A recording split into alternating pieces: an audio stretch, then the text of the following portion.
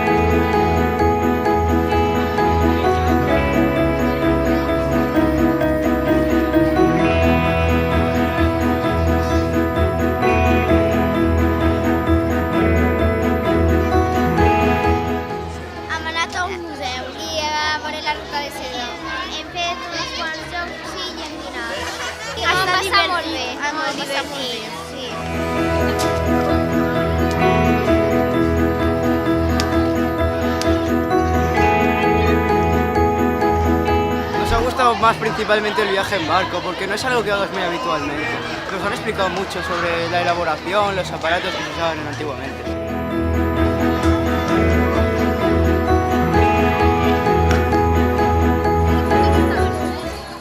Hem visitat els diferents teixits, hem visitat com es tien en l'antiguitat i... Hem vist un museu de seda en el que hi havia molts tratges i vestits, tots fets de seda, i màquines en les que es fabricava la seda.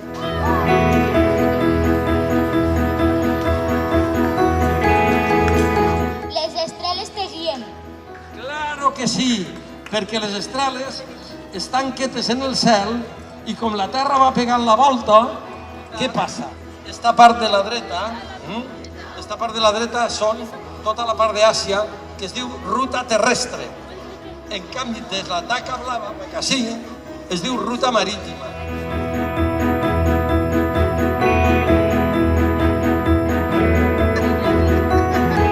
Hem vist el port com era des de dins i des de fora del mar. I ens han contat coses del mar, de com es feien els contenidors. Estava molt xulo. I quan es manejava el barco. Jo m'he marejat un poquillo.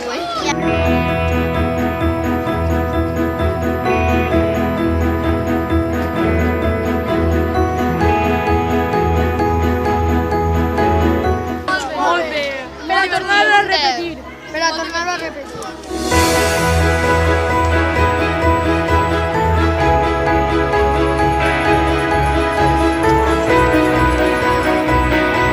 Ha estado muy bien porque hemos aprendido muchas cosas que no sabíamos sobre la seda y sobre la navegación, o sea, cómo funciona un puerto, y ha sido muy productiva.